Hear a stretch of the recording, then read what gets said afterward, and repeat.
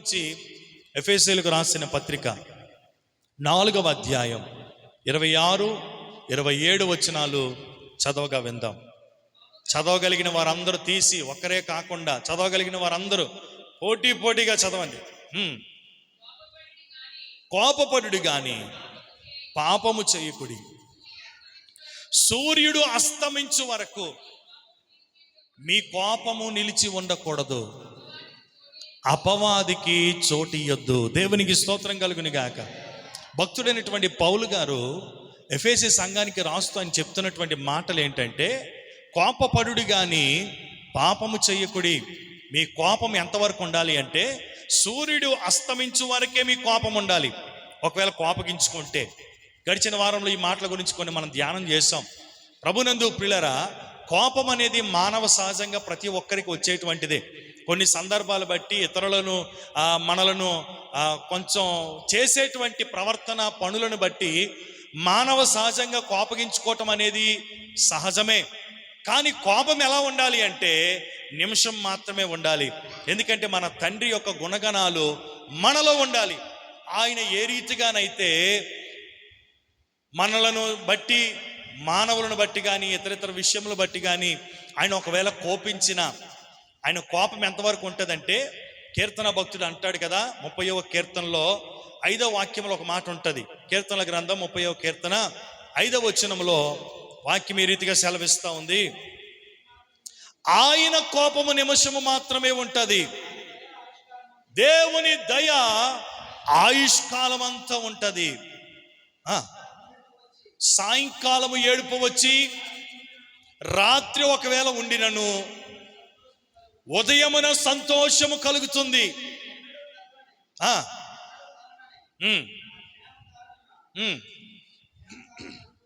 దేవునికి స్తోత్రం కలుగునుగా. సాయంత్రము ఏడుపు వచ్చినను రాత్రి ఒకవేళ అది ఉండినను ఉదయకాలమున మరల ఏం కలుగుతుందంట? సంతోషం కలుగుతుంది.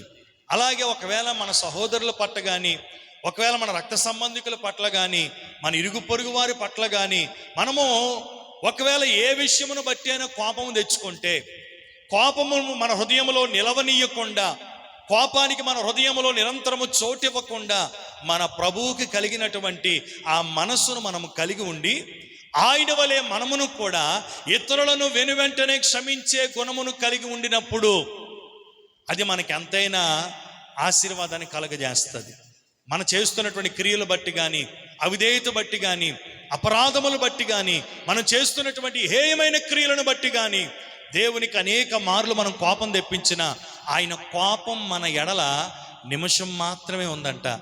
ఆయన దయ మన జీవితాంత కాలము కూడా ఉంది. కాబట్టే నేటి వరకు కూడా మనం అనేక రకాలుగా దేవుణ్ణి బాధించిన సందర్భాలు మన జీవితంలో అనేకంగా ఉన్నప్పటికీ క్షేమంగా చలించగలుగుతున్నాం, జీవించగలుగుతున్నాం, క్షేమంగా 3 పూట్ల పోషింపబడగలుగుతున్నాం, చక్కని వస్త్రములు ధరించుకొని చక్కని నిలువు నీడలో జీవించగలుగుతున్నాం.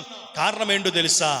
ఆయన దయ మన జీవితంలో నిలవనిచ్చాడు. ఆయన ఒకవేళ మనలాగే ఆయన కూడా మనసులో క్రోధం పెట్టుకొని, కోపం తెచ్చుకొని, ఇంకా రకరకాలుగా ఆ కోపాన్ని బట్టి వచ్చేటువంటి ఆ లక్షణములతో ఆయన నింపబడ్డాడు అనుకోండి, మనం ఏమై ఉంటాం?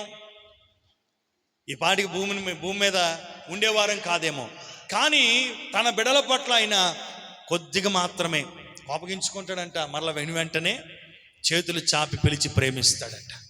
అటువంటి గుణలక్షణాలని మనము కలిగి ఉండాలి. ప్రభునందు ప్రియులారా, దేవుని యొక్క వాక్యం చెప్తా ఉంది కదా, ఆయన చూపించేటువంటి ఆ శాశ్వతమైనటువంటి దయ కావచ్చు, ప్రేమ కావచ్చు, అది ఎవరు కూడా వెలకట్టలేనటువంటిది. అటువంటి దయ చేత మనలను దేవుడు ప్రేమించుచూ ఉన్నాడు. దేవునికి స్తోత్రం కలుగును గాక. ఇక్కడ దేవుని యొక్క వాక్యం చూసినట్లయితే, అపవాదికి చోటు ఇవ్వద్దు. ఎప్పుడైతే ఆ కోపాన్ని మనలో నిలవనిస్తామో వెంటనే అది పెరిగి ఇంకాస్త పెరిగి ఏమవుతుందంటే ఈర్ష్యగా మారిపోతుంది, క్రోధంగా మారిపోతుంది, కక్షలకు దారి తీస్తుంది. కక్ష క్రోధాలు ఉన్నాయంటే సరిపోతుందా? ఇంకెక్కడ తీసుకెళ్తుంది? అవసరమైతే ఇతరులను పాడు చేయటానికి, నాశనము చేయటానికి, వారి మేలు కోరేటువంటి వారిగా కాకుండా కీడు కోరేటువంటి వారిగా ఉండటానికి కూడా అవసరమైతే నిలిచి ఉండేటువంటి ఆ కక్ష, క్రోధము, ఆ కోపము ఆ వ్యక్తిని పాడు చేస్తుంది. కనుక దేవుని వలె వెనువెంటనే క్షమించే గుణమును మనము కలిగి ఉండాలి. దేవునికి స్తోత్రం కలుగును గాక. తన శిష్యుడు కూడా అంటాడు కదా, ప్రభువా నా సహోదరుడు నా ఎడల తప్పిదము చేసిన ఎడల నేను ఎన్ని మార్లు క్షమించాలి అంటే 70 ఏళ్ల మట్టుకు. 70 ఏళ్ల మట్టుకు నీవు అంటే ఆడి జీవితాంతం కూడా, నరుని ఆయుష్ కాలము 70 సంవత్సరములు, అధిక బలం ఉంటే అంటే జీవిత కాలం అంతా కూడా మన సహోదరులను మనం ఏం చేయాలి? క్షమించేవారిగానే మనం ఉండాలంట. అందుకైనా 1-2 సార్లు క్షమించు, మూడోసారి 2 గేరజాలు కూడా అని చెప్పలేదు ఆయన. ఏం చెప్పాడు ఆయన? నీ జీవితాంతం కూడా. అంటే ఎంత మర్మంగా చెప్తాడంటే ప్రభు, మనం అర్థం చేసుకోవాలి. 70 ఏళ్ళ మాళ్ళ మట్టుకు మాత్రమే నువ్వు క్షమించాలి అన్నాడు. అంటే నీ జీవితాంతం కూడా నువ్వేం చేయాలి? నీ సహోదరుల పట్ల ఒకవేళ నీకు ఆయాసంగా ఉంటే, వారిని ద్వేషిస్తే, వారిని బట్టి నువ్వు కృంగిపోయినా నువ్వేం చేయాలంటే ప్రభు వలె క్షమించే మనసు కలిగి ఉండాలి. దేవునికి స్తోత్రం కలుగును గాక. ఏదేను తోటలో కూడా ఏదేను తోటలో ఆదామవ్వల్ని అపవాదిగాడు పాడు చేయటానికి చూశాడు, నాశనము చేయటానికి చూశాడు. దేవుడిచ్చేటువంటి ఆ మహిమను, దేవుడిచ్చినటువంటి ఆ కృపను, దేవుడిచ్చినటువంటి సకల సౌకర్యాల నుండి వారు వైదొలగిపోయినట్టుగా చేసి, వారిని దేవుని సముఖములో నుండి ఏమీ లేనటువంటి వారిగా, మహిమను కోల్పోయిన వారిగా, అంటే దేవుడిచ్చిన ఈవులన్నిటినీ కూడా కోల్పోయి ఒట్టి చేతులతో ఏమీ లేని వారిగా బయటికి తోలివేయబడ్డారు. దానికి కారణం ఏంటంటే వారు అపవాదికి చోటిచ్చారు. గడిచిన వారంలో ఒక మాటను మనం జ్ఞాపకం చేసుకున్నాం. ఆదికాండం 3వ అధ్యాయం 1 నుండి 7 వచనాలు చూసుకుంటే, దేవుడు ఏదైనా తోటను ఏర్పాటు చేసి ఏదైనాను సేద్యము చేయటానికి, ఏదైనాను కాయటానికి ఆదామును దేవుడు ఏర్పాటు చేశాడు. ఆదాము కొరకు సాటి అయినటువంటి సహాయంగా ఉండటానికి అవ్వను కూడా దేవుడు తయారు చేశాడు. వీరిరువురికి కూడా కొన్ని ఆజ్ఞలను, కొన్ని సూచనలను, కొన్ని కట్టడలను దేవుడు నియమించాడు.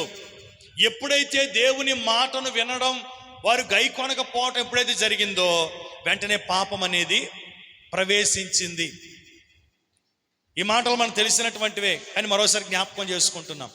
ఆజ్ఞను, దేవుడిచ్చినటువంటి ఆజ్ఞను ఎప్పుడైతే అతిక్రమించిందో, ఎలా అతిక్రమించింది? అపవాది చెప్పినటువంటి మాటను బట్టి. ఒకవేళ అపవాదికే మాట్లాడటానికి అవకాశము ఇవ్వకుండా ఉండుంటే పాపము చేసి ఉండకపోవునేమో. యేసు ప్రభు వారు కూడా శరీరధారిగా ఉండేటువంటి దినాల్లో ఆయన కూడా ఉపవాసం ఉండి 40 రాత్రింబగళ్ళు ఉపవాసం ఉండి, ఆయన మరలా బయటకు వచ్చిన తర్వాత వాక్యం చెప్తుంది కదా, ఆయన అపవాది వలన శోధింపబడ్డాడు. వాక్యం ఉంది కదా, లోక సువార్తలు మనం చదువుకుంటాం. యేసు అపవాది చేత శోధింపబడ్డాడు. మనకే కాదు, శోధకుడాడు. సాక్షాత్తు యేసుక్రీస్తు ప్రభు వారిని కూడా ఏం చేశాడంటే శోధించాడంట. ఎలా శోధించాడు?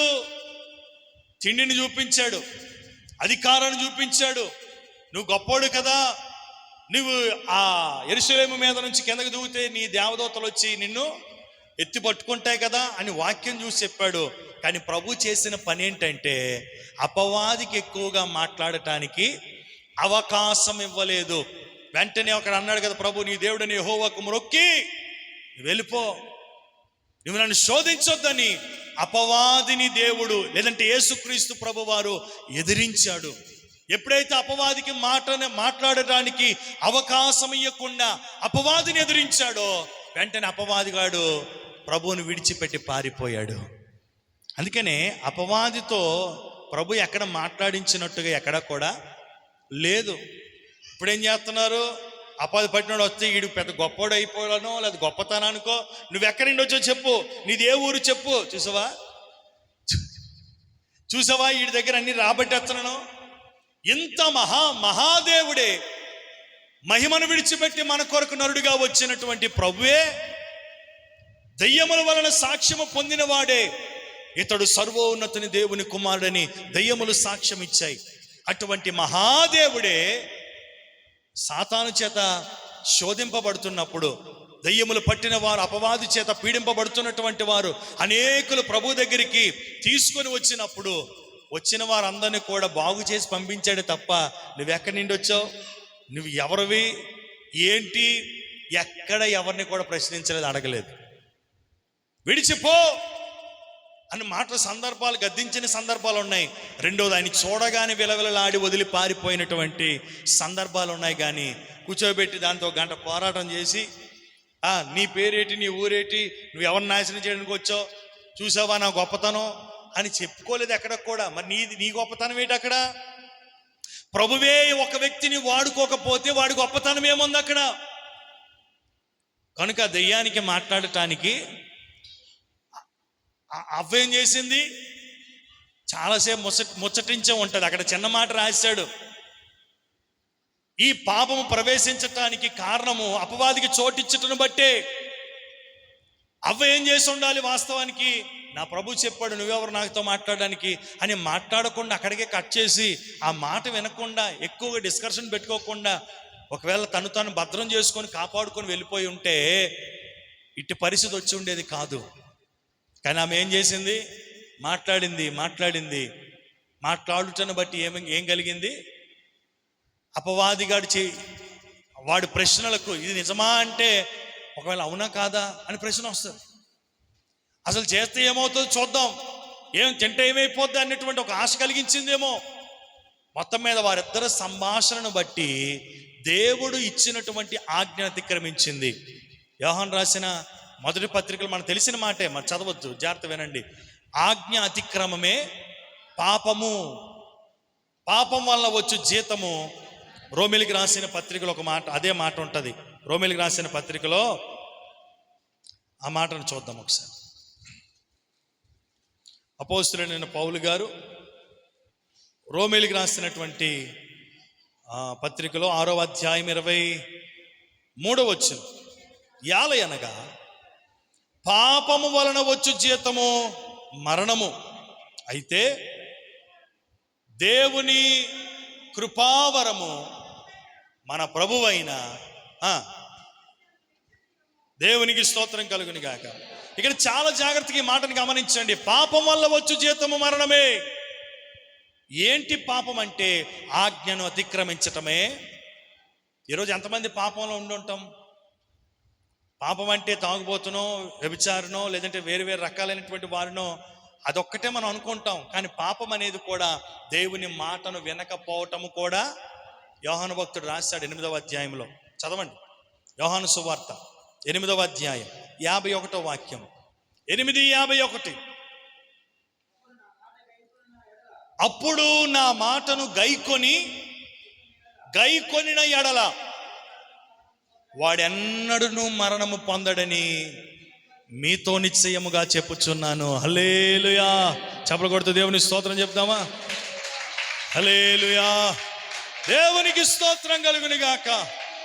ఇక్కడ వాక్యం చెప్తా ఉంది, నా మాటలను గైకొనిన వాడు ఎన్నడూ మరణము చూడడని మీతో నిశ్చయముగా చెప్తున్నాను. అంటే అది చచ్చిపోడని అర్థమా? చచ్చిపోడా? ఆత్మ సంబంధంగా చచ్చిపోడని అర్థం. అది వాడు ఎలా ఉంటాడంటే, దేవుని మాటను వినిన వాడు ఎలా ఉంటాడంటే నిరంతరం నిలిచి ఉన్నవాడిగా ఉంటాడు. యోహాను రాసిన మొదటి పత్రికలో వాక్యం చెప్తా ఉంది, దేవుని చిత్తము చెయ్యవాడు నిరంతరమును నిలిచి ఉంటాడు. ఆదామవులు ఏం చేశారు? దేవుని మాటను గైకొనకపోవుటను బట్టి వారు ఏం కొని తెచ్చుకున్నారంటే మరణమును కొని తెచ్చుకున్నారు. అంటే ఆత్మీయ పతనానికి వారు లోనైపోయారు. ఆత్మీయ స్థితిని అపవాదిగాడు చొరబడి ఏం చేశాడంటే వాడు చంపేశాడు.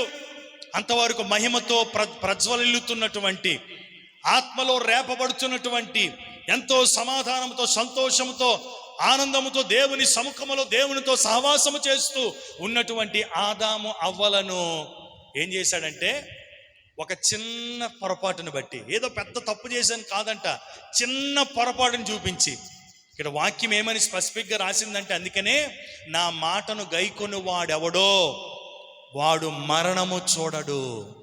ఏంటా మరణం అంటే? మన ప్రకటన గ్రంథంలో 20వ అధ్యాయం 8వ వాక్యంలో ఉంటుంది కదా, పిరికివారును, అసహ్యులను, మాంత్రికులను, విగ్రహారాధికులను, అబద్ధికులు అందరూ మండుచున్న అగ్నిగుండములో పడతారు. ఇది రెండవ మరణము. ఆ మరణము చూడకుండా ఉండాలి అంటే దేవుని మాటను గైకొనేవారిగా మనం ఉండాలి. దేవునికి స్తోత్రం కలుగునుగాక. ఇది మరణం అంటే ఆడు చచ్చిపోడంటండి. అసలు ఎన్నడూ మరణం ఉండదంటే బాహ్య సంబంధమైనటువంటి మరణమును గురించి మాట్లాడటం లేదు. వాడు నరకానికి వెళ్ళడు. మరణం అంటే రెండవ మరణం అంటే ఏంటది? నరకాగ్నిగుండం. నరకాగ్నిగుండం ఇది రెండవ మరణము అంటాడు. అది ఆ రెండవ మరణము ఉండకుండా ఉండాలి అని, ఆ మరణములో నుండి మనల్ని తప్పించుట కొరకై యేసుక్రీస్తు ప్రభువారు సర్వశరీరుడిగా, సశరీరుడిగా ఈ లోకానికి కృపా సత్య సంపూర్ణుడిగా మన కొరకు ఈ లోకానికి వచ్చి కల్వరి శిలువలో మన కొరకే ఆయన బలియాగమైపోయి ఉన్నాడు. ఆయన కార్చిన రక్తమును బట్టి, ఆయన చేసినటువంటి ప్రాణ క్రయధనమును బట్టి మనం అందరము కూడా మరణములో నుండి దాటి జీవములోనికి మనం ప్రవేశించాం. ఆదాము అవ్వలు చేసినటువంటి తప్పిదమును బట్టి మనకేం, లోకానికి ఏమొచ్చింది? పాపం వచ్చింది. పాపం అంటే ఏమని వాక్యం చెప్తుంది? మరణము. మరణం అంటే దేనిని బట్టి వచ్చింది? ఆయన మాటను గైకొనకపోవటను బట్టి. ఈ మాట మరి జాగ్రత్తగా పట్టుకోవాలి. అందుకే మీకు రెఫరెన్స్ చూపిస్తున్నాను కదా. 8వ అధ్యాయం 51 వచ్చిన చదివామా? 8:51 యోహాను సువార్తలో ఏమనుంది? నా మాటను గైకొని వాడెవడో వాడు ఎన్నటికీ మరణము చూడడు. ఆమేన్, ప్రైజ్ ది లార్డ్. మాటను గైకొనకపోవటమును బట్టి ఏమొచ్చింది? మీకు అర్థమవుతుందా? మాటను గైకొనకపోవటమును బట్టి, ఆజ్ఞను అతిక్రమించుటను బట్టి పాపం వచ్చింది. పాపం వల్ల మరణం వచ్చింది. అదే నరకాగ్నిగుండం. ఆ నరకాగ్నిగుండములోనికి వెళ్ళిపోకుండా మరణములో నుండి తప్పించబడి జీవములోనికి మనలను తీసుకొని వెళ్ళటానికి ఈ లోకానికి ప్రభు వచ్చి మన కొరకు తన ప్రాణాన్ని పెట్టేశాడు. హల్లెలూయా, హల్లెలూయా. ఇప్పుడు మనం ఎక్కడున్నాం? మనము ఇప్పుడు ఎక్కడున్నాం? ఇప్పుడు మరణమును దాటి జీవములోనికి మనల్ని దేవుడు తీసుకొని వెళ్ళాడు. మనం జీవములో ఉన్నాం. మరి జీవంలోనే ఉన్నాం కదండి నేను అనుకుని మనం మాట వినకపోవటము, లోబడకపోవటము, అవిధేయత చూపించటము, నిర్లక్ష్యము, క్రోధము, అహంకారము, ఈర్ష, మత్సరము, ఇవన్నీ కూడా దేవునికి ఇష్టం లేని కార్యాలన్నీ కలిగి ఉండి నేను జీవంలోనే ఉన్నాను కదా అని అనుకుంటే మనలను మనము మోసపరుచుకున్నట్టే. దేవుడు నీకు రక్షణ ఇచ్చాడు, మంచిదే. నిన్ను నీతిమంతుడిగా చేశాడు, చాలా సంతోషం. నిన్ను నిత్య జీవానికి వారసుడిగా చేశాడు, దేవునికి మహిమ. కానీ దానికి తగిన జీవితాన్ని నువ్వు జీవించగలుగుతున్నావా? అలా జీవించగలిగితే నువ్వు బ్రతుకున్నట్టే. ఆనాడు ఆ ఏదైనా తోటలో పాడు చేసినటువంటి అపవాదిగాడు ఇప్పటికీ కూడా ఏమై ఉన్నాడు? జీవిస్తూనే ఉన్నాడు. వాడు ఏం చేస్తున్నాడంటే మోసగిస్తూనే ఉన్నాడు. ఎందుకాడు ఆది నుండి ఏమై ఉన్నాడంట? యోహాను సువార్త 8వ అధ్యాయం 44వ వాక్యం. ఆది నుంచి వాడు ఏమై ఉన్నాడు? మీరు మీ తండ్రి యొక్క అపవాది సంబంధులు.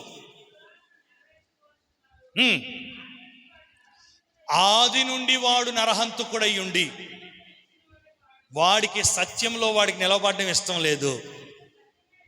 దేవుని వాక్యం వాడిలో లేదు. వాడు అబద్ధం ఆడినప్పుడు తన స్వభావాన్ని, వాడి స్వభావం ఏంటంట? అబద్ధాలు. వాడి స్వభావం ఏంటి? దేవుని స్వభావం ఏంటి? నిజం పలకటమే. దేవుని స్వభావం ఏంటి? సత్యం చెప్పటమే. దేవుని స్వభావం ఏంటి? ఇతరులను ప్రేమించటమే. దేవుని స్వభావం ఏంటంటే మంచి లక్షణాలు ఉంటాయి. అపవాదిగాడి స్వభావం ఏంటంటే అన్ని దుర్గుణాలే. వాళ్ళు చెప్పుకోవడానికి ఏ మంచి లక్షణం కూడా. మీరు ఎప్పుడైనా సరే ఇంటి దగ్గర ఖాళీగా ఉండేటప్పుడు ఒకసారి ఒక పేపర్ తీసుకొని దేవుని గుణాలు, అపవాదిగాడి గుణాలు అని చెప్పి ఒకసారి రాసుకోనండి. ఇతరులకు మంచి చేయటం అనేది చెప్పాలి. ఇతరులకు పాడు చేయటం అనేది మీకు అర్థమవుతుంది కదా. మీకు తెలుసు, మీరు రాసేయగలరు. మీకన్నీ తెలుసు. ఇది ఇలా రాసుకోండి. ఎవరి గుణాలు ఎక్కువ వస్తాయి చూడండి. ఇప్పుడు ఆ గుణాలు ఎవరిలో ఉన్నాయో, నాలో ఏ గుణాలు ఉన్నాయి కొన్ని రాసుకోండి. తర్వాత నాలో ఉండేటువంటి మంచి గుణాలు, చెడు గుణాలు అని రాసుకొని ఇతరులను ప్రేమించుట యేసుప్రభులో ఉంది, నాలో ఉందా రాసేసుకో. కక్ష ఉందా, ఈర్ష ఉందా, ప్రేమ లేని తనం ఉందా, ఇంక ఏవేవైతే ఉన్నాయో అవన్నీ కూడా అపవాదిగాడికి సంబంధించినవన్నీ ఒక పక్కన రాసుకో. అవి ఏవి నీలో ఉన్నాయో ఒకసారి నీకు నువ్వుగానే పరీక్షించుకో. నాకు ఎవరికి చూపించక్కర్లేదు. ఇది ఎగ్జామ్ పేపర్ ఏంటి చూడు నాకు ఎన్ని మార్కులు వచ్చి చూపించుకోవడానికి. అవి మనం చూడలేం, యేసు రక్తమే చేయి. నీ గుణాలు ఏదో నీకే తెలుసు కనుక ఎన్ని గుణాలు, దేవుని గుణాలు నీవు కలిగి ఉన్నావో, అపవాదిగాడి గుణాలు నీలో ఉన్నాయో నీకు నువ్వుగానే పరీక్షించుకో. అందుకని నిన్న రాత్రి కూడా మనం మూలవాక్యం ఏమని చదువుకున్నాం? బలలో ప్రవేశించే వాడికి ఏముండాలి అంట? పరీక్ష ఉండాలి. ఎవరు పరీక్షిస్తారు? తన్ను తానే పరీక్షించుకోవాలి. ఎవరో వచ్చి పరీక్షించరు. నేను దేవుని శరీరమును దేవుని రక్తమును తిని పానము చేయటానికి నేను యోగ్యుడినైనా అని తనకు తానుగానే పరీక్షించుకొని బలలో ప్రవేశించాలి. ఒకవేళ అలాగును చేయకపోతే వాడు శిక్షకు అర్హుడని వాక్యం చెప్తా ఉంది. అందుకని వారిలో చాలామంది బలహీనులను రోగులనై ఉన్నారని వాక్యం చెప్తా ఉంది. ప్రభునందు ప్రియులారా, బలలో ప్రవేశించడం అంటే అంత తేలికైనటువంటి విషయం కాదు. చాలామందికి ఇది సాధారణంగా కనిపించవచ్చు. కానీ ప్రభు చెప్పాడు, ఇది నా శరీరము, ఇది నా రక్తం అని ప్రభు వాక్యం చెప్తా ఉంటుంటే దాన్ని ఆసామాసిగా తీసుకుంటే దాని వలన నష్టం ఎవరికంటే వాక్యం చెప్తుంది క్లియర్గా. కనుక అపవాదికి చోటివ్వద్దు. వాడు ఆది నుంచి కూడా ఏం చేశాడంట? నరహంతకుడుగా ఉన్నాడంట. చెప్పాను గడిచిన వారం. నరహంతకుడు అంటే ఏం చేస్తాడు? ఒక వ్యక్తి వెళ్ళి పొడి చేస్తాడు, ఏమంటాడంటే వీడు నరహంతకుడు అండి అంటారు. మరి అపవాదిగాడు ఏం చంపుతాడు? ఆమేన్, ప్రైజ్ ది లార్డ్. అదే జ్ఞాపకం ఉంది. అపవాదిగాడు దేన్ని చంపుతాడు? మన ఆత్మీయ స్థితిని చంపేస్తాడు. దేవునితో సహవాసం ఉండకుండా దూరం చేస్తాడు, ప్రార్థించకుండా చేస్తాడు, కన్నీరు కార్చకుండా చేస్తాడు, దేవుని సన్నిధిలో పాడకుండా చేస్తాడు. ఇవన్నిటిని మనం గమనించుకుంటే ఇప్పుడు లాస్ట్లో సమయం ఉన్నప్పుడు నువ్వు పరీక్షించేసుకోవచ్చు. ఏంటంటే నేను ఆత్మీయంగా బ్రతుకున్నానా చచ్చిపోయానా అనేది మనకు మనంగానే తెలిసిపోతుంది. ఒకానొకప్పుడు ప్రారంభ దినాల్లో ఉండేటువంటి ఆ ఆసక్తి రాను రాను పెరుగుతా ఉందా, తగ్గిపోయిందా? దేవుని సన్నిధిలో మోకరించగానే నిలువు మోకాల మీద ఉండి గంటలు గంటలు ప్రార్థించేటువంటి ఆ అనుభవము ఇప్పుడు ప్రార్థనకని కూర్చొని ఇలాగో చెయ్యేసి కునుక్కొని ప్రార్థన చేయటం సన్నగిలిపోయిందా? లేదా ఇంకా ఎక్కువగా మోకరించి ప్రార్థించగలుగుతున్నావా? ప్రార్థన అనగానే వారి బాధ నా బాధగా నేను తీసుకొని భారం తెచ్చుకొని కన్నీరు కాచి ప్రార్థించినటువంటి అనుభవాలు ఉన్నాయా, తగ్గిపోయాయా? దేవుని కొరకు, దేవుని పని కొరకు ఏదైనా సరే నేను ముందు చేయాలండి, నేను ముందు ఇవ్వాలండి దేవుని కొరకు అన్నటువంటి ఆశ ఉందా, తగ్గిపోయిందా? ఏదైనా నా దేవుని కొరకు చేస్తాను అనుకొని తీర్మానం చేసుకున్నటువంటి ఆ తీర్మానంలో నిలవబడ్డావా, తొలగిపోయావా? ఏదైనా నా దేవుని పరిచర్ని చెయ్యాలి అన్నటువంటి ఆ తపన, ఆ తీవ్రత ఉన్నదా, తగ్గిపోయిందా? ఈ మాట జ్ఞాపకం చేసుకో. బ్రతికున్నోడు ఏం చేస్తాడు? బ్రతికుండేవాడు ఏం చేస్తాడు? చలిస్తాడు, నడుస్తాడు, చక్కగా వచ్చిన వారితో మాట్లాడతాడు, చక్కని ఆహారాన్ని భుజిస్తాడు, మంచి వస్త్రాలు కట్టుకొని తిరుగుతూ ఉంటుంటాడు. ఎందుకు? వాడు జీవిస్తున్నాడు కనుక. నీవు ఆత్మీయతలో జీవించావో చచ్చిపోయావో పరీక్షించుకో. ఎలా పరీక్షించుకోవాలి అంటే ఆనాడు మొదటి దినాల్లో ఉండేటువంటి ఆ తీవ్రత ఇప్పుడు ఉందా, తగ్గిపోయిందా?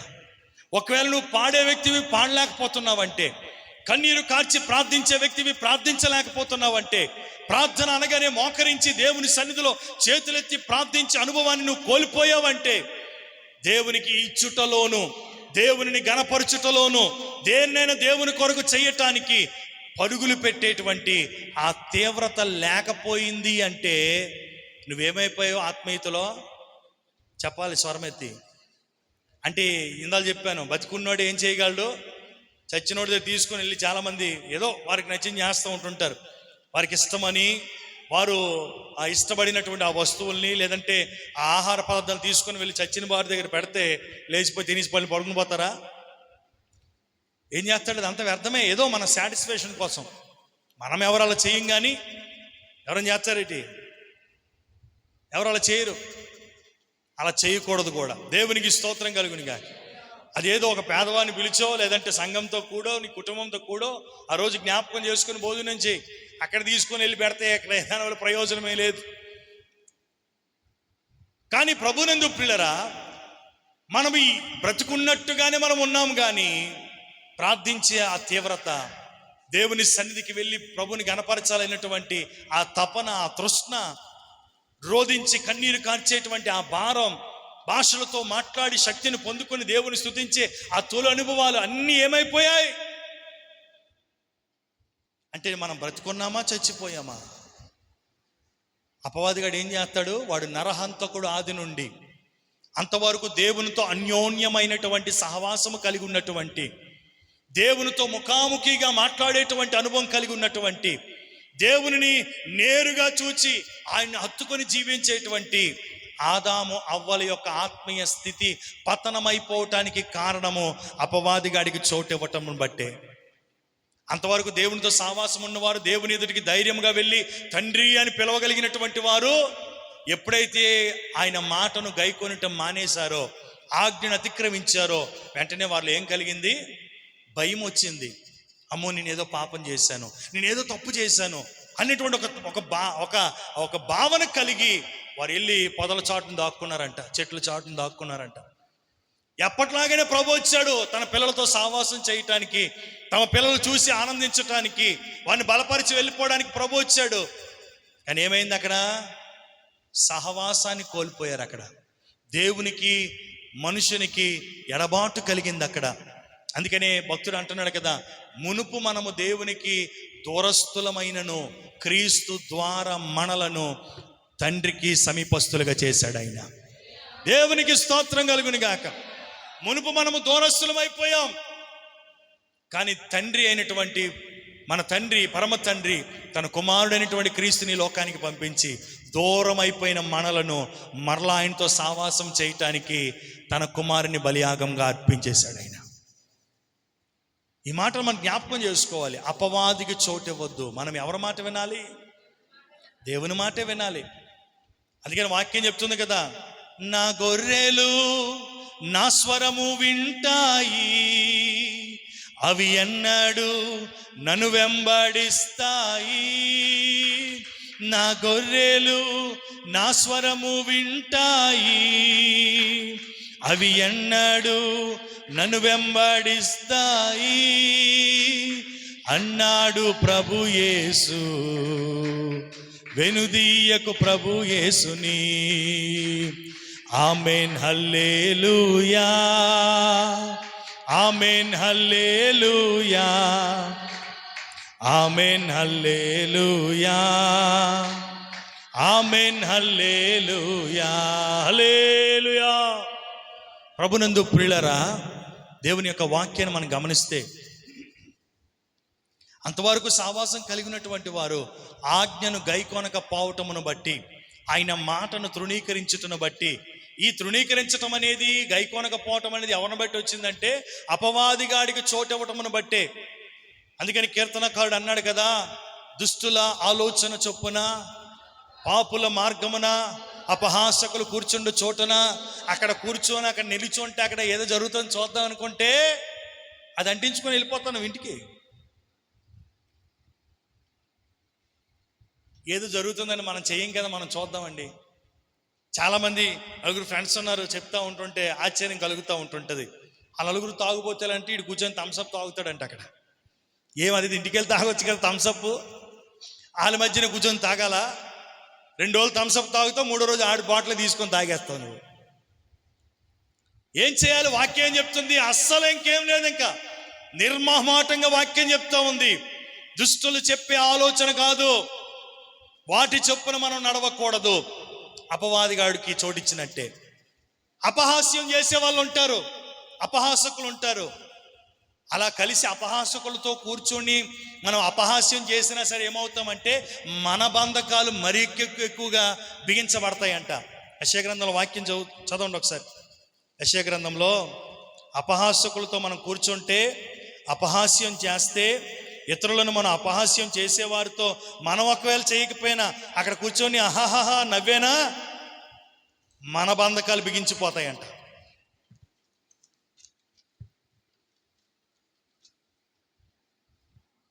యెషయా గ్రంథం 28వ అధ్యాయం 22వ వాక్యం.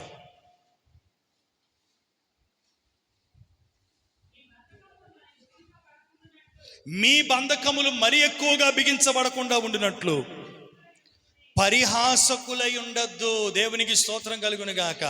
పరిహాసం ఆడుతూ ఉంటుంటారు, అపహాస్యం చేస్తూ ఉంటుంటారు. పరిహాసకులతోని అపహాసకులతో మనం కూర్చుంటే మనం చెయ్యం. జాగ్రత్తగా వినండి, మనం చెయ్యం. కానీ కూర్చొని వాళ్ళు ఏదో చెప్తూ ఉంటాం, మనం కూడా ఏం చేస్తుంటాం, నిజమేనండి అంటే వారితో కలిసి మనము అపహాస్యం చేసినా పరిహాసం ఆడినా వారికి ఎంత పాలి భాగం ఉంటుందో దానిలో మనకి కూడా దేవుడు ఇచ్చేస్తాడండి. దేవుడు ఎంత గొప్పడు చూసాడా, సమన్యాయం చేస్తాడు. చేసినోడికి ఎంతో, అక్కడ కూర్చొని పళ్ళు ఎగలించినా ఆడికి అంత, నీది ఇంతేంట్రా బాబు, తీసుకొని వెళ్ళి జాగ్రత్తగా వెళ్ళండి ఇంటికి అంటాడంట. పరిహాసకులు ఏమవుతారో తెలుసా, అపహాసకులు ఏమవుతారో తెలుసా? 29వ అధ్యాయం యెషయా గ్రంథం 20 వచనం, 29:20 యెషయా గ్రంథం 29:20. బలత్కారులు లేకపోవుదురు, పరిహాసకులు ఏమవుతారు? పరిహాసం చేసిన వాళ్ళు, అపహాస్యం చేసిన వాళ్ళు. చాలామంది జోకులు వేస్తూ ఉంటుంటారు కదా, అపహాస్యం చేస్తాం వాళ్ళు అలాగంట. ఇంకా మరి ఘోరమైన తెలుసు, సేవకుల మీద కూడా అపహాస్యం చేసిన వాళ్ళు లేకపోలేదు. నేను చూశానండి, చూసి కొన్నిసార్లు గద్దించిన సందర్భాలు ఉన్నాయి. కొన్ని ప్రాంతంలో వెళ్ళేటప్పుడు కొన్ని సందర్భంలోని చూసి ఆశ్చర్యపడినటువంటి సందర్భాలు ఉన్నాయి. వారిని చూస్తూ ఉంటుంటే ఎంత జ్ఞానం లేని వారు ఏంట్రా బాబు వీళ్ళు, వాక్యం క్లియర్గా చెప్తుంది కదా, దానిని బట్టి వీరు బంధకాలు బిగించబడిపోతూ ఉన్నాయి. వారి జీవితాలు మారటం లేదు, వారి బ్రతుకులు మారటం లేదు, వారి స్థితిగతులు మారటం లేదు, ఉన్నట్టుగానే ఉంటున్నారు, ఇంకా హీన స్థితిలోనికి వెళ్ళిపోతున్నారు. ఎప్పుడైనా వారు ఆలోచన చేసుకుంటే వారికి అర్థమవుతుంది ఎందుకు ఈ పరిస్థితి కారణం ఏంటి, ఎందుకు ఈ స్థితిలో నేను ఉన్నాను అని ఒక్కసారి వాళ్ళు ఆలోచన చేసుకుంటే ఆ స్థితికి కారణం ఏంటో వాక్యం క్లియర్గా చెప్తా ఉంది. పరిహాసకులై ఉండొద్దు. ఎందుకు ఉండొద్దు? మీ బంధకాలు మరి ఎక్కువగా బిగించబడతాయి. బంధకాలు ఇంకా నువ్వు అట్టడుగు స్థితిలోనికి వెళ్ళిపోతావు, పరిస్థితులన్నీ తారుమారైపోతాయి. అంతే తప్ప నేనేం చేయలేదండి, నేను అసలేం అనలేదండి అన్నా కుదరదు. నువ్వేం చేసినా ఏం చేయకపోయినా వారితో కలిసి ఉండొద్దు అని దేవుడు చెప్పాడు. ఏమన్నాడు? దుష్టుల ఆలోచన చొప్పున, పాపుల మార్గమున, అపహాసకులు. అక్కడ కూర్చోవద్దు. అక్కడ నీకు పని ఏంటి? మనం కూర్చుండేది ఎక్కడ? కూర్చుందును నీ సన్నిధిలో దేవా ప్రతిదినం, ధ్యానింతును నీ వాక్యమును దేవా ప్రతిక్షణం. దేనిలో కూర్చోవాలి? ఎక్కడ కూర్చోవాలి? మనం దేవుని సన్నిధిలో కూర్చోవాలా. నువ్వు కూర్చొని నీ ఆత్మీయతను పాడు చేసుకోవద్దు. పనికిరాని దగ్గర కూర్చొని నువ్వు అపవిత్రమైపోవద్దు. పనికిరాని దగ్గర కూర్చొని ముసలమ్మ ముచ్చట్లకు చోటివ్వద్దు. ఇవన్నీ కూడా అపవాదిగాడికి సంబంధించినటువంటివే. కూర్చుంటాం, మనం ఏం చేయలేనట్టుగానే ఉంటాం, కానీ నవ్వినా అమ్మ బాబోయ్ అంటే చూడండి, మనకి పెద్దగా ఏం కనిపించవు, చిన్నగానే ఉంటాయి, కానీ అది కూడా మన ఆత్మీయ స్థితిని చంపబడటానికి కారణమవుతుంది, ఆత్మీయ స్థితిని కోల్పోవడానికి కారణమవుతుంది. అపవాదిగాడు వాక్యం చెప్తుంది, ఆదికాండం 3వ అధ్యాయం 1వ వాక్యంలో చదవండి. ఆడు ఎలాంటి వాడో తెలుసాడు? ప్రభే చెప్తా ఉన్నాడు, వాక్యం ఏమని రాయించాడు ఆయన? సమస్త భూజంతువులలో సర్పము అంటే అపవాదిగాడు. వాడు ఎలాంటి వాడంటే యుక్తి కలిగిన వాడంట. అంటే మనల్ని ఎలాగున పడగొట్టాలో, ఎలాగున క్రమాన్ని తప్పించాలో, ఎలాగున మన ఆత్మీయ స్థితిని పతనము చేయాలో సమస్తము కూడా అపవాదిగాడికి తెలుసు. వాడు చాలా యుక్తిగా నడుచుకుంటాడు. అందుకని ప్రభు కూడా శిష్యులతో ఏమన్నాడంటే, ఇద్దరిద్దరికి లోకంలోనికి పంపించి మిమ్మల్ని తోడేల మధ్యకి గొర్రెలు పంపించినట్టుగా పంపిస్తున్నాను, మీరు ఎలా ఉండాలో తెలుసా? పాముల వలె వివేకమును, పావురముల వలె నిష్కపటమైనటువంటి జీవితాన్ని కలిగి ఉండండి అని. చాలామంది అంటారు పాము వలె ఉండమన్నాడండి దేవుడు. పాములాగా ఉండమనలేదురా బాబు. పావులాగా ఉండే డ్రెస్ వేసుకుని ఇలా ఎగురుకొని వెళ్ళిపో, ఇంక మరి ఇంకేందుకు. వాక్యం అందుకే చాలా జాగ్రత్తగా మనం చదువుతూ ఉండాలి, చాలా జాగ్రత్తగా మనస్కరించాలి. పాములాగా ఉండమన్నాడండి. పాములాగా ఉండమనలేదు, పాము వలె వివేకం, దానికి వివేకం ఉంటుంది. అది ఎంత పాకిన పాము అయినా సరే చూడండి, కొన్ని సందర్భాల్లో మనం వెళ్ళి దాన్ని కొట్టడానికి మనం కర్ర పట్టుకొని వెళ్ళామనుకోండి, వెంటనే అది ఏం చేస్తుంది, అది మళ్ళీ కొన్ని సందర్భాలు నక్కేస్తుంది కూడా. ఎంత విశాలంగా ఉన్న కొన్ని సందర్భాలు ఎక్కడ నక్కుతుందో చాలా స్పీడ్గా అది ఆలోచన కలిగి ఉంటుంది, ఎంత వివేకంతో ప్రవర్తిస్తుందో. అందుకనే లోకంలో జీవిస్తున్నటువంటి మనము ఇతరులతో ఎలాగున మాట్లాడాలో, ఎలాగున ప్రవర్తించాలో, మన ప్రవర్తన వారి ఎదుట ఎలాగున ఉండాలో ప్రతీది కూడా దేవుడు మనకు నేర్పిస్తూ ఉన్నాడు. ఏమన్నాడంటే ఆయన, మీరు పాముల వలె వివేకులను, పావురముల వలె నిష్కపటమైనటువంటి జీవితాన్ని కలిగి ఉండాలన్నాడు. పాముల వలె ఉండమన్నాడని అవతలాన్ని కాటేసేసినట్టు, బాధపరిచేసినట్టు, భయపెట్టేసినట్టు, భయక్రాంతులు చేసినట్టు ఉండకూడదు. మనం అటువంటి ప్రజల మధ్యలో వివేకముతో నడుచుకొని మన పరిశుద్ధతను మనము కాపాడుకొని నిష్కలంకులుగా, నిరపరాధులుగా జీవించి దేవుని రాకడ కొరకే మనము సిద్ధపడాలి. దేవునికి స్తోత్రం, హల్లెలూయా. కనుక ప్రభునందు ప్రియులారా, మనం దేవుని వాక్యాన్ని మనం గమనిస్తే అపవాదికి చోటివ్వకుడి, అపవాదికి చోటివ్వద్దు. వారు మాట్లాడేది చిన్న మాటే. వాస్తవానికి ఆదాము అవ్వ కానీ, లేదా అవ్వ ఎవరి మాట వినాలి? మేము దేవుని మాట తప్ప మరి ఏ మాటను కూడా వినమని చెప్పాలి. కానీ ఆ మాటను విన్నది, ఇది నిజమా అనేటప్పటికీ ఒక ఆలోచన కలిగింది, తీసుకొని తిన్నది, మొత్తం సర్వనాశనం చేసేసింది. ప్రభునందు ప్రియులారా, అపవాదికి చోటివ్వద్దు. ఈనాడు మనం చిన్న చిన్న విషయాలే కనబడతా ఉంటుంటాయి, కానీ మనం ఆత్మీయంగా మనం ఆలోచన చేస్తే ఏ రీతిగా ఉన్నామో మనం జ్ఞాపకం చేసుకోవాలి. అపవాదిగాడు ఆది నుండి కూడా ఆడేమై ఉన్నాడంటే నరహంతకుడై ఉన్నాడు. దేనిని చంపుతాడంటే మన ఆత్మీయ స్థితిని చంపేస్తాడు.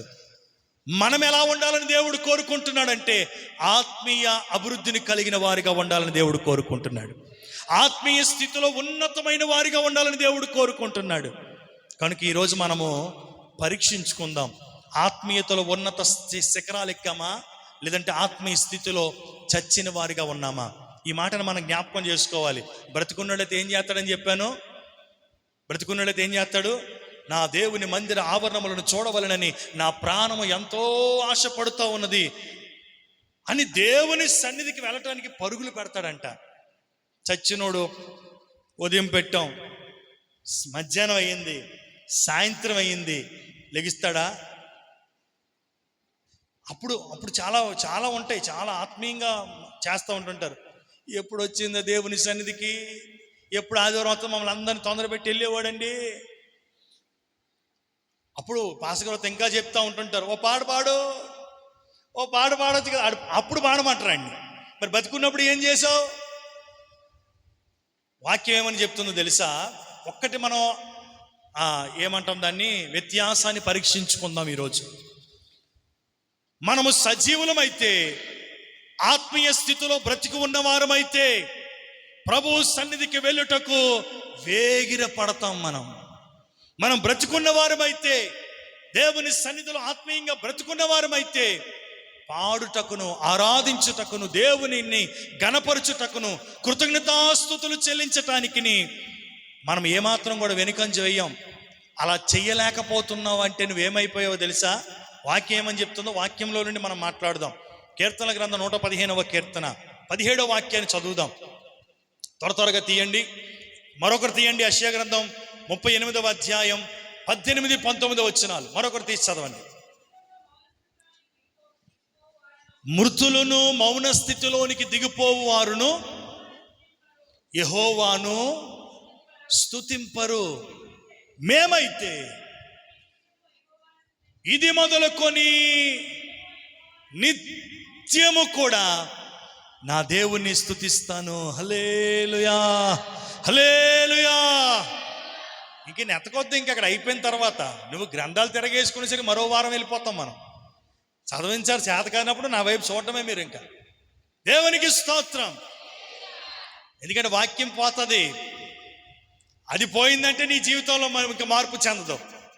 ఇక్కడ వాక్యం ఏమని చెప్పింది? మృతులను, మౌన స్థితిలోనికి దిగిపోయిన వారును దేవుణ్ణి వారు స్తుతించలేరు. వాక్యం ఏం, పాట ఏం పాడుతావు? దేవుణ్ణి స్తుతించుడి ఎలా. ఎప్పుడు? అప్పుడప్పుడా? మరి ఎల్లప్పుడు స్తుతిస్తున్నావా? నడిచినప్పుడు, కూర్చున్నప్పుడు, లేచినప్పుడు, దేవుని మహిమపరిచినప్పుడు, బండి మీద పడిపోయి లేచినప్పుడే స్తోత్రం నాయనా, స్తోత్రం నాయనా. అప్పుడు కాదు, అప్పుడు అందరూ స్తుతించేస్తారు. ఎందుకంటే భయంకి స్తోత్రం నాయనా, దేవానికి వందనాలు నాయనా. దెబ్బ తగిలినప్పుడే కాదురా నాయనా, నువ్వు బాగున్నా, ఎలా ఉన్నా, ఏ పరిస్థితుల్లో ఉన్నా యెహోవాను స్తుతించటం మంచిది. దేవునికి స్తోత్రం. ఆయనను స్తుతించేవారిగా మనం ఉండాలి. ఎప్పుడంటే ఎల్లప్పుడూ కూడా. అక్కడ వాక్యం చెప్తా ఉంది, ఆత్మీయతలో బ్రతికి ఉన్న వారు ఏం చేస్తారంటే, నేను ఎల్లప్పుడూ నిత్యము కూడా, ఆ మాట అండర్లైన్ చేసుకో. బ్రతికున్నోడు, ఆత్మీయతలో బ్రతికున్నోడు ఏం చేస్తాడో తెలుసా? ఏమన్నాడు? మేమైతే ఇది మొదలుకొని నిత్యము యెహోవాను స్తుతిస్తాము. స్తుతించావా? ఈ 10 సంవత్సరాల్లో నిత్యం దేవుని స్తుతించే వ్యక్తిగా ఉన్నావా? ఎన్ని వారాలైంది పాట పాడి, ఎన్ని వారాలైంది ప్రభుని స్తుతించి, ఎన్ని వారాలైంది స్తోత్ర ప్రార్థనకు వచ్చి స్తోత్రాలు చెల్లించి, ఎంతకాలమైంది దేవుని సన్నిధిలో వచ్చి దేవుని గణపరిచి? నువ్వు బ్రతికున్నావా, చచ్చిపోయావా? ఏమై ఉన్నావు ఆలోచించే. ఎవరు స్తుతించలేరు? దావీదు వలనే నాట్యమాడి తండ్రినే స్తుతించెదను. దావీదు ఏం చేశాడంట? ఎప్పుడు? దినమునకు 7 మార్లు దేవుని స్తుతించాడు, దినమునకు 3 మార్లు ప్రార్థన చేశాడు. అంటే ఎక్కువగా దేనికి ప్రయారిటీ ఉంది ఆయన జీవితంలో? స్తుతించటం. స్తుతించడానికి సమయమని, స్తుతించడానికి స్థలమని, స్తుతించడానికి ముహూర్తాలు ఇంకేం లేవు. నువ్వు వెళ్తున్న ప్రతి పనిలో, బండి మీద వెళ్ళిపోతున్నా, బస్సులో వెళ్ళిపోతున్నా, నడుచుకొని వెళ్ళిపోతున్నా, ఇంట్లో ఖాళీగా కూర్చున్నా, దేవానికి స్తోత్రం, స్తోత్రం, స్తోత్రం అని నీ దేవుడు చేసిన ప్రతి కార్యమును బట్టి, లేదంటే జరగలేనటువంటి ప్రతి కార్యమును బట్టి నువ్వు స్తుతులు చెల్లిస్తూ ఉంటుంటే, ఆ స్తుతి బలమైన దుర్గములన్నింటినీ కూడా కూల్చేస్తుంది. నీ జీవితంలో నీ ఖాళీగా ఉండేటప్పుడు దేన్నో ఆలోచన చేయడం కాదు. నువ్వు కూర్చున్నైనా సరే, మోకరించగలిగితే మోకరించైనా సరే, లేదంటే ఇంకా నీ శరీరం అలిసిపోయి ఉంటే పడుకోనైనా సరే, నువ్వేం చేయగలగాలి? ప్రభా, ఇదిగో మా బిడ్డల భవిష్యత్తుని కాపాడండి అయ్యా, నీ స్తోత్రం నాయన, స్తోత్రం నాయన, అది పెద్ద తప్పేం కాదురా బాబు. ఈ అనుభవం లేనోడు తెలియదు. స్తుతిలో ఉండే ప్రభావం నీకు తెలుసా? స్తుతిలో ఉండే శక్తి ఏంటో తెలుసా? పెద్ద భయంకరమైనటువంటి ఎరుకో గోడలు. భయంకరంగా ఎందుకు అన్నామంటే, అదంతా ఆ గోడల మీద కూడా నివసిస్తున్నారంటే అది ఎంత భయంకరమైంది, ఎంత పెద్దదో ఆలోచన చేయండి. ఆ గోడలు ఎన్ని బాంబులేటి పేలిస్తే యుద్ధాన్ని చేయగలుగుతారు, ఆ పట్టణాన్ని స్వతంత్రించుకుంటారు. కానీ వారు చేసినటువంటి స్తుతుల మూలముగా దుర్గములు వారి కాళ్ళ కింద దేవుడు పెట్టేశాడు. యుద్ధము చెయ్యకుండానే దుర్గములన్నింటినీ కూడా నిర్మూలం చేసేశాడు ప్రభు. ఈనాడు మన బంధకాలు పెద్దవిగా ఉండొచ్చు, గొప్పవిగా ఉండొచ్చు, మనల్ని కలవరపరిచేటువంటివిగా ఉండొచ్చు. అయినప్పటికీ దేవుడిచ్చినటువంటి స్తుతి అనే ఆయుధమును పట్టుకొని దావీదు 7 మార్లు స్తుతించేవాడంట. అది మన ఊహకు అందనటువంటి విషయాలండి అవి. ఒక పక్కనే గొర్రెలు కాపాడుకున్నాడు, గొర్రెలు కాస్తా ఉన్నాడు, పచ్చి కలిగినటువంటి చోట్లకి నడిపిస్తూ ఉన్నాడు. దానిలో ఒక్కటైనా తప్పిపోకుండా, వాటన్నిటినీ క్రూరమైనటువంటి మృగముల చేతిలోనికి వెళ్ళిపోకుండా జాగ్రత్తగా కాపాడుతూ ఉన్నాడు. తండ్రి చిత్తాన్ని చేస్తూ ఉన్నాడు. ఇన్ని చేస్తూ కూడా ఆయన ఏం చేస్తున్నాడంట? 7 మార్లు స్తుతిస్తున్నాడు, 3 మార్లు. ఉదయం పని ఉండి సాయంత్రంకి వచ్చేసరికి కలిసిపోయి, ఈరోజు మరి ప్రార్థనకు రాలేనండి, ఎందుకంటే పని అండి, చాలా పని అండి. ఆత్మీయ స్థితిలో చచ్చిపోతావు, జాగ్రత్త. నువ్వు ఏది చేసినా దేవుని పనిని, దేవుని స్తుతించుటను మానకూడదు. ఆదిమ సంఘములో, అపోస్తుల దినాల్లో రక్షింపబడినటువంటి సంఘం అంతా కూడా ప్రతి దినము ఇంటింటా కూడుకొనుచు రొట్టె విరుచుచు ప్రభువుని స్తుతించెను. వాక్యం ఉందా? 2వ అధ్యాయంలో అపోస్తుల కార్యాలు మనం చదువుకుంటాం. ప్రభువుని స్తుతించారంట. 2వ అధ్యాయం 46వ వచనం.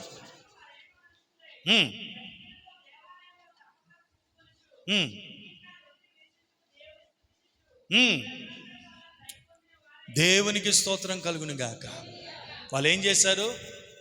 ప్రతి దినము పనిపాట్లకి, వాళ్ళకి పనిపాట్లు లేనట్టుగా ఉందండి. అంటే మరి పనిపాట్లు లేకపోతే ఎలా తింటారా బాబు? వాళ్ళకి పనిపాట్లు ఉన్నాయి. వాళ్ళు ఏదో వారికి కలిగినటువంటి పనిపాట్లకి వెళ్ళి చేసుకొని వస్తూ ఉన్నారు. కుటుంబాలు పోషించుకుంటున్నారు, కుటుంబాలు కట్టుకుంటున్నారు, అన్ని జీవితాల్లో వారు కలిగి ఉన్నారు. అన్నిటికంటే ముఖ్యంగా మానక తప్పకుండా వారి జీవితాల్లో లేపి, ఈ సంవత్సరంలో నువ్వు ఎన్ని నెలలు వచ్చావు, ఎన్ని వారాలు దేవుని మందిరంలోకి వచ్చావు, ఎన్ని శనివారాలు నువ్వు దేవుని సన్నిధికి వచ్చావంటే మనం ఏం చెప్పగలం?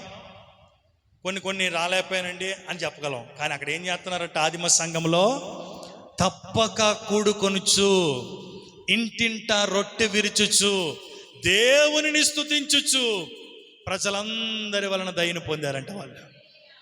దేవునికి మహిమ కలుగును గాక. కనుక ఈరోజు మనం ఎన్ని పనిపాట్లు కలిగి ఉన్నా, ఎంత భారం కలిగి ఉన్నా, నీకు ఎంత గొప్ప భారం నీ మీద ఉన్నా, నువ్వు దేవుని స్తుతిస్తే ఆ పని అంతటిని దేవుడు సులువైనట్టుగా చేస్తాడు. ఆ భారం అంతా తొలగిపోయినట్టుగా చేస్తాడు. వారందరూ కూడా సమృద్ధి కలిగి ఉన్నారంట. కారణం ఏంటో తెలుసా? వారి జీవితంలో పని అంతో దేవుని స్తుతించటం అనే పని కూడా అంతే. అంటే రెండింటినీ కూడా సమ బ్యాలెన్స్లో సమపాలుగా కలుపుతారు కదా. ఆ గోడలు చాలా చక్కగా ఉండాలి అంటే మేస్త్రులు తెలుస్తుంది. ఆ పాలని చాలా చక్కగా సమపాలుగా కలపాలి. ఏది ఎక్కువైనా ఏది తక్కువైనా గోడలు ఏమైపోతాయి?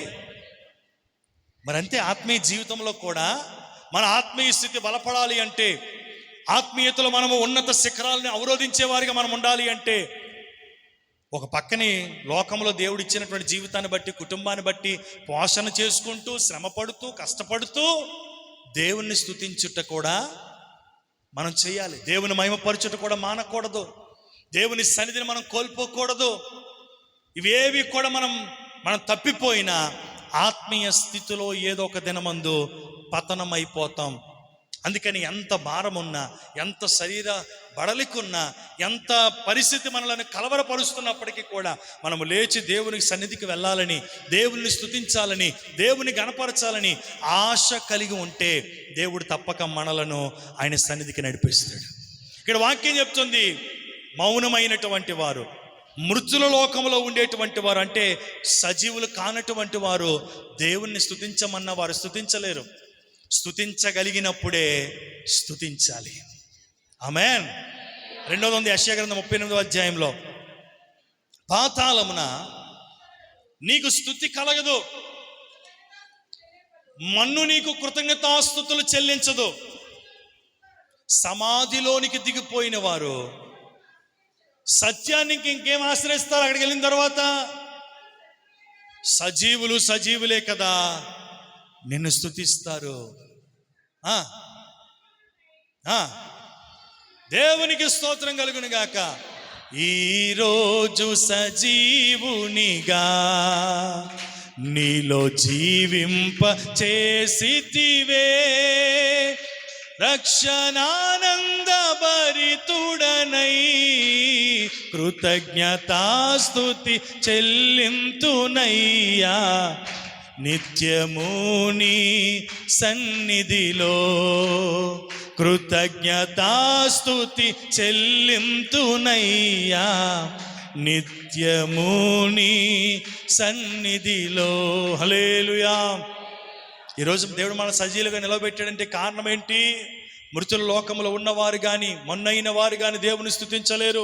పాతాళంలోనికి వెళ్ళిన తర్వాత దేవుని స్తుతిద్దాములే, పాతాళంలోనికి వెళ్ళిన తర్వాత దేవుని వాక్యాన్ని గైకొందాములే, అప్పుడు దేవుని మాట విందాములే అనుకుంటే అక్కడేముంటుంది? పాతాళములో, నరకంలో ఏముంది? అగ్ని ఆరదు, పురుగు చావదు. ఇంకా అక్కడ యాతన పడటమే. కానీ దేవుని సన్నిధిలోని చేరిన తరువాత, దేవుని సముఖంలో నిలిచిన తరువాత దేవుని స్తుతించటమే, ఆరాధించటమే. అక్కడికి వెళ్ళి మనం ఆరాధించాలి అంటే ఇక్కడ ఏం చేయాలి? నేర్చుకోవాలి కదా. వాక్యం చెప్తుంది కదా, సజీవులు సజీవులే కదా. నువ్వు ఆత్మీయంగా బ్రతుకుంటే ఇవన్నీ చెప్పాల్సిన పని లేదు. ఆత్మీయంగా బ్రతుకున్నోడికి తినాలని, పడుకోవాలని, లేచి పనిలోకి వెళ్ళాలని అన్నీ చెప్పాలా? వాడి దైనందికమైనటువంటి జీవితంలో ప్రతిరోజు ఈ షెడ్యూల్ వేసుకొని ఇలాగను వెళ్ళాలని అనుకుంటాడు కదా. మరి ఆత్మీయతలో ఇలాగను నడుచుకోవాలని దేవుడు అనేక సార్లు బోధించినా మనం ఎందుకు వినటం లేదు? ఎందుకు ఆ క్రమాన్ని పాటించటం లేదు? ఎందుకు దేవుని మాటను గైకొనలేకపోతున్నాం? దాని వలన ఏమవుతుందో తెలుసా? అపవాదిగాడు ఎంటర్ అయిపోతాడు, నీ ఆత్మీయ స్థితిని చంపేస్తాడు. పాడనివ్వడు. ఎందుకు? నోరు మూసుక. మోకరించినప్పుడు నీ కాళ్ళ నొప్పులు వచ్చేస్తాయి, పడుకో, కూర్చో. ఎక్కువసేపు దేవుని స్తుతిస్తాడు, ఉండనివ్వడు. అలా బయటికి వెళ్ళిపోయి తిరుగుతూ ఉంటుంటాడు. ఎవడు ఆ బయటికి ఇటు అటు తిరిగినాడు? ఎవడు? యెహోవా. అపవాదిగా ఆడంటే లోకములు ఇటు అటు తిరిగి వచ్చి దేవుని సన్నిధిలో వచ్చి నిలబడ్డాడంట. ఈడెవడు రాయుడు కొత్తగా కనబడుతున్నాడు? ఎందుకు? ఆడికి మహిమ లేదు. ఎప్పుడు ఎక్కడ తిరుగుతుంటాడు? మీరు ఒక మాట జ్ఞాపకం పెట్టుకోండి, దేవుని సన్నిధిలో ఉండేటువంటి వ్యక్తి, దేవునికి దూరముగా ఉండి ఇటు అటు తిరిగేటువంటి వ్యక్తి, మనం ఈజీగా వారి వ్యత్యాసాన్ని మనం గమనించవచ్చు. అంతవరకు పరలోకములో ఉన్నటువంటి వారందరూ కూడా ఎక్కడున్నారు? ఈ మాట మనం జాగ్రత్త వినాలి. పరలోకంలో ఉన్న వారందరూ కూడా ఎక్కడున్నారు? దేవుని సముఖంలో ఉన్నారు. దేవుని సముఖంలో ఉండేటువంటి వారు చేసే పని ఏంటంటే దేవుని గణపరచటమే, దేవుని స్తుతించటమే. తద్వారా వారు ఏం పొందుకున్నారండి అంటే మహిమను పొందుకున్నారు. ఇటు అటు తిరిగినోడికి, ప్రార్థనా జీవితం లేనివాడికి, దేవుని స్తుతించలేని వాడికి వాడు ఎలా ఉంటాడంటే మహిమ లేనివాడిగా ఉంటాడు. ఆడి ముఖం ఎలా ఉంటుందంటే ఒక గొండుపిల్లి ముఖంలాగా ఉంటుంది అనమాట. మీరు ఎప్పుడైనా గమనించండి, దేవుని పిల్లల ముఖాలు ఎక్కడున్నా సరే 10 మందిలో సుందరుడు, 10,000 మందిలో సుందరుడు నా ప్రియుడు అన్నట్టుగా మనం ఎక్కడున్నా సరే కొన్ని ముఖాలు మనం పోల్చేవచ్చు. మీరు గమనించలేదు, మన ముఖాలు మీరు దేవుని పిల్లల్లా ఉన్నారండి, మీరు దేవుని నమ్ముకున్నారా అంటే ఆ మహిమ ప్రకాశిస్తూ ఉంటుంటుంది ముఖంలో నుండి. ఈజీగా పోల్చవచ్చు. కొంతమంది ముఖాలు నేను క్రైస్తవుని చెప్పుకున్నా మనం డౌట్గా చూస్తాం, నిజమేనా అని చూస్తాం. ఎందుకంటే ఆ ముఖంలో గ్లోరియస్ ఉండదు, ఆ మహిమ ఉండదు, ఆ ప్రభావం కనిపించదు. అమ్మో మహిమ కనిపించాలని చెప్పి అలాగొచ్చేది కాదు. మోకాలు నల్లబడితే ముఖం తెల్లబడుతుంది. Praise the lord. నువ్వు రుద్దుకొనే మళ్ళీ వారంకి వెళ్ళినప్పటికీ బాగా కనబడాలని చెప్పి నువ్వు ఎన్నో ఈ వారం అంతా రాసుకొని కనబడినా మరి దరిద్రంగా తయారైపోతుంది. ఎలా ఉండాలి? ఈ వారం అంతా మోకరించి చూడు, వచ్చే ఆదివారానికి నువ్వు మహిమతో ప్రకాశిస్తావు. హల్లెలూయా. అంతేగాని బాహ్య సంబంధమైనట్టు కాదురా బాబు, ఆత్మ సంబంధంగా మనము చూడగానే ప్రకాశించేటట్టుగా కనబడాలి. దేవుని పిల్లలు ఎక్కడున్నా మహిమతో ప్రకాశించేటట్టుగా ఉంటారు. అందుకని అందరూ మహిమతో ప్రకాశిస్తూ ఉన్నారంట. ఈడొచ్చాడు, మనం అనుకుంటాడు కర్రీగా ఉన్నాడేమో అనుకుంటాం. కర్రీగా ఉన్నాడో, బక్కగా ఉన్నాడో, కురిపిగా ఉన్నాడని కాదు దాని అర్థం. ఆడికి ఏం లేదు, మహిమ లేదు. అంటే వారందరూ చూడండి, మనమైనా సరే అందరూ తెల్లని వస్త్రాలు వేసుకొని రండి, ఆదివారం దేవుని స్తుతిద్దాం అనుకున్నప్పుడు అందరూ తెల్లని వస్త్రాలు వేసుకొని వచ్చి ఒక నల్లని డ్రెస్ వేసుకొని వచ్చాడు అనుకోండి. అంటే ఆడు చెప్తే మనం వినడం ఏంటి? ఆడు అపవాదిగాడు కదా. ఆడు చెప్తే మనం వినడం ఏంటి? ఆడు చేసిందంటే మనం చేసేయడం ఏంటి? చెప్పిందంతా ఈడు అపవాదిగాడు. ఆడు వస్తాడు, అందరూ చూడాలని వస్తాడు. చూడగానే మొత్తం అందరూ ఎవరిని చూస్తారు? ఈడెవడో కొత్తగా కనబడుతున్నాడు ఏంటి? ఆడు అపవాదిగాడు. అలాగే దేవుని సముఖంలో నిలిచి ఉన్నప్పుడు మహిమలో ఒక చిన్న మచ్చ కనబడుతుందంట, నిర్జీవమైనటువంటి స్థితి కనబడతా ఉందంట. ఏంటని చూస్తే ఆడు భూమి మీద ఇటు అటు తిరుగుతూ వచ్చినటువంటి వాడు. నువ్వు ఇటు అటు తిరిగేసి ప్రయాసపడిపోయి కష్టపడిపోయినండి అని నీ ప్రార్థన స్థాయి తగ్గిపోయినా, నువ్వు ఉపవాసం లేకపోయినా, కన్నీరు కార్చే స్థితి నీకు లేకపోయినా, ఆత్మీయంగా అభివృద్ధి పొందే స్థితి నీలో లేకపోతే నువ్వు నిర్జీవమైన వ్యక్తివే, ఆత్మీయతలో చచ్చిన వ్యక్తివే. వీటిని నువ్వు జ్ఞాపకం చేసుకోవాలి. ఇటువంటి వారి గురించి వాక్యం ఏమని చెప్తుందో తెలుసా? చదవద్దు, నేను చెప్పేస్తాను మాటని. ప్రకటన గ్రంథం 3వ అధ్యాయం 1వ వాక్యంలో ఉంటుంది, ఇదిగో జీవించుచున్నావన్న పేరు మాత్రం ఉంది కానీ నీవు మృతుడివే. అంటే జీవిస్తున్నావు, అందరూ జీవిస్తున్నాం, కానీ ఆత్మీయులుగా చూస్తే, ఆత్మీయతను పరీక్షించుకుంటే చచ్చిన స్థితిలో ఉంది. అయినా పర్వాలేదు. ఈ ఉదయకాల సమయంలో, ప్రభా నన్ను మరలా తిరిగి రేపండి నాయన, నీ ఆత్మతో నన్ను రేపండి నాయన, ఆత్మయందు తీవ్రతను కలిగించండి అయ్యా. మునుపున్నటువంటి ఆ ప్రార్థనా జీవితం, మునుపున్నటువంటి ఆ భక్తి విధానం, మునుపున్నటువంటి ఆ పరిచర్య చేసే కృప ప్రతిది నాలో రేకెత్తించు నాయనని నువ్వు ప్రార్థిస్తే, ఈ క్షణమున ఆయన నిన్ను బ్రతికించడానికి సిద్ధంగా ఉన్నాడు. ఆయన నిన్ను బ్రతికించడానికి సిద్ధంగా ఉన్నాడు. ఆత్మీయంగా రేపటానికి సిద్ధంగా ఉన్నాడు. ఆత్మలో బలాభివృద్ధిని పొందించడానికి సిద్ధంగా ఉన్నాడు. ఆత్మలో ఉన్నత శిఖరాలను ఎక్కించడానికి సిద్ధంగా ఉన్నాడు ఆయన. నువ్వు అడుగుతావా? పొందుకుంటావా? చచ్చిన స్థితిలోనే వెళ్ళిపోతావా? అడుగుదాం దేవుని సన్నిధిలో, మోకరించి అడుగుదాం. ఒకసారి ఒక 2-3 నిమిషాల సమయం ఇస్తాను.